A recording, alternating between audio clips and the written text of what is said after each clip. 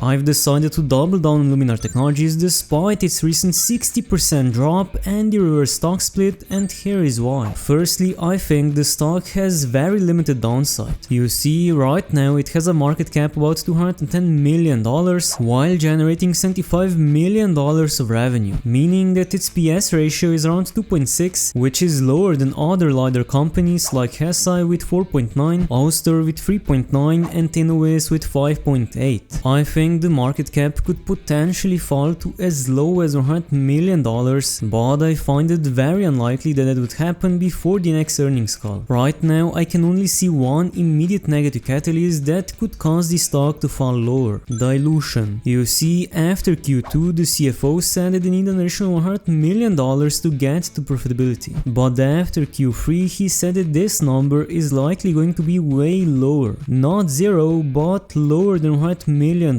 This, combined with the current market cap, makes me think that the chances for the dilution before the next earnings report are almost zero. On top of that, the fear that the share price would fall below $1 again is, in my opinion, completely unreasonable. For that to happen, the market cap would have to fall below $34 million, while the company generates $75 million of revenue, and that revenue is only going to increase over the next year. So, to sum it up, I believe that the chances of the stock's market cap dropping below $100 million by Q4 are extremely low. Having that said, the long-term risk is bankruptcy. You see, the company has a lot, and I mean a lot of debt, at least when you compare it to its cash reserves. That debt will mature in 2026 and 2030, meaning that the company will have to pay a part of its debt in 2026 and a part in 2030. To pay that debt, the company needs to start generating more revenue and lower its costs. Now, the CFO said that they have enough liquidity to survive until at least the end of 2026, meaning that if that's true, the long-term downside in 2 years is bankruptcy and a full 100% loss. But here is why I think that bankruptcy, although possible, is unlikely. You see, car manufacturers do a lot of due diligence on their suppliers, especially on suppliers of key components like LiDAR on one of their main vehicles like the Volvo CX-90. But sure, you could say that since this car was announced in 2022, things have changed and Volvo doesn't believe that Luminar will survive, so they'll stop producing the EX90 just a year or two after its release. But why would Volvo then select Luminar's LiDAR to be featured as standard equipment on an additional model? On top of that, just this Monday, Volvo posted a video of their new Volvo ES90, which will be unveiled in March of next year. And if you pause the video, you can clearly see LiDAR on top of the car. Additionally, Luminar also has more than 20 consumer production vehicles planned with other automakers like Mercedes-Benz, but since those models haven't been unveiled yet, a lot could change. Now onto the upside. The ramp up of production of the Volvo EX90 is, in my opinion, going to have a massive effect on the next earnings report. This includes the months of October, November and December. As of now, we only have Volvo EX90 sales numbers for October and November, which doesn't mean how many cars have been manufactured, but how many have been sold.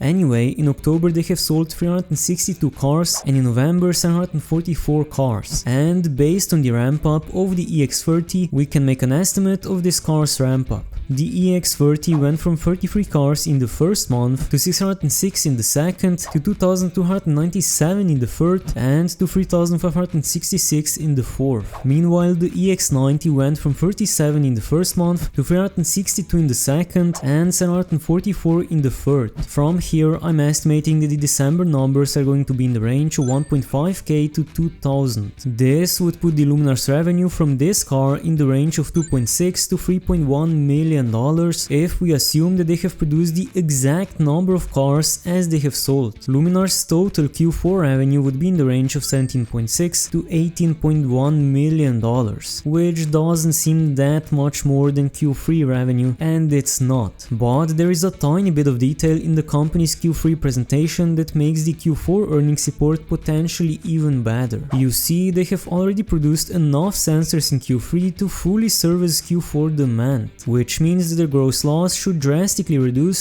due to production downtime in Q4 to help reduce their inventory levels. These two things, the increase in revenue and decrease in gross loss, is in my opinion going to be a major positive catalyst for this stock, with the picture becoming clearer after the December sales numbers get released. This next earnings report will also give us a very clear picture of how close to bankruptcy is the company actually. As for the long-term picture, when Volvo fully ramps up production of the EX90, we can expect about 7,000 sales per month, which equates to about 84,000 sales a year, meaning that Luminar would generate about $84 million of revenue from this car model alone. If we simply add this revenue to the revenue they're already generating, we go from $70 million of revenue to about $154 million of revenue, not even counting in the revenue growth from other sales. With the same price to sales ratio, which is currently lower than other LiDAR companies, we get a market cap of $400 million. That's a 2x potential in just a year. Now, the company is planning to release their new LiDAR called Luminar Halo in 2026, which they plan to sell for half the price of the current LiDAR Iris, so for about $500 per unit. This new sensor is also going to be put on another Volvo model from 2026 onwards, with that model likely being the ES90. There are also rumors of the EX60, but as of now they are just that. Still, for the production of these two models, the company will have to survive for longer than just until the end of 2026. So everything from here on is pure speculation. If we assume that the ES90 will sell a bit less than the S90, we get about 24,000 units a year, which equates to about $12 million of revenue for Luminar. And the EX60 selling a bit less than the XC60 would give us about 180,000 units a year, which equates to about $90 million of revenue for Luminar, bringing the total revenue to about $240 million by 2027 if we assume that none of the 20 other car models will go into production by then. With the same PS ratio, that's a market cap about $624 million,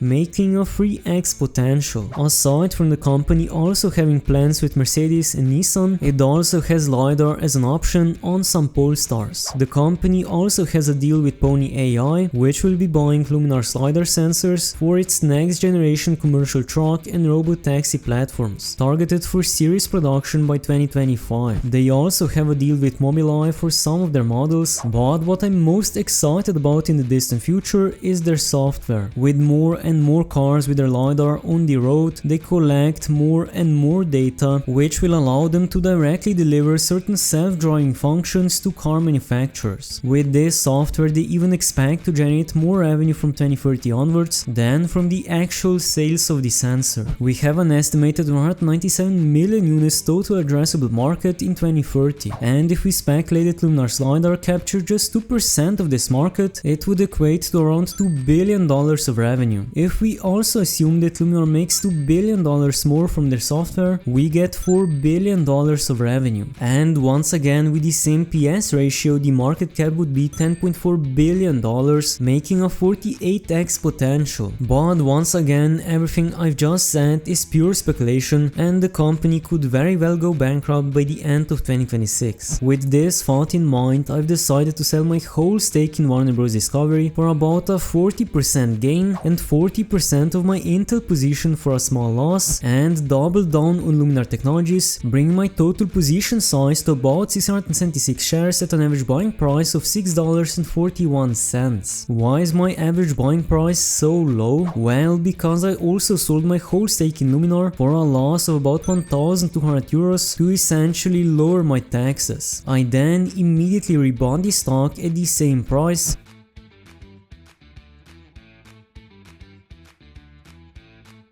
I still believe that Warner Bros. Discovery is a very good investment and a lot safer than Luminar. The same goes for Intel, but I just couldn't pass up on this incredible opportunity. I guess only time will tell whether I've made the right decision. For now, I'm done with buying Luminar unless the stock drops to $3, when I plan on selling my whole Intel position and buying Luminar, but only if nothing changes fundamentally with Luminar. Actually, just a quick update. On Tuesday, the Rishtech Robotics stock rallied to as high as $1.40. Because this rally happened on absolutely no news, and I still expect a dilution before mid-2025 to fund the 20 ghost kitchens, I decided to sell my whole position. Sadly, I didn't time the top perfectly and sold at around $1.17 for a profit of about 65% or 1,100 euros. I then put all that money into Luminar Technologies at $5.68 a share, timing the daily bottom almost perfectly. That brought my position size to about 1,174 shares at an average buying price of $6.10. I still want to invest back into Rishtech Robotics, but will wait for the hype to die down. Another thing to point out with Rishtech is that although the company hasn't given a date for Q3 earnings report, it's been more than 4 months since the last one and I don't really know what's going on with that. Having said all that, this is purely for entertainment purposes as I'm not a financial advisor, and if you want to see more of my content, click on the video that just popped up.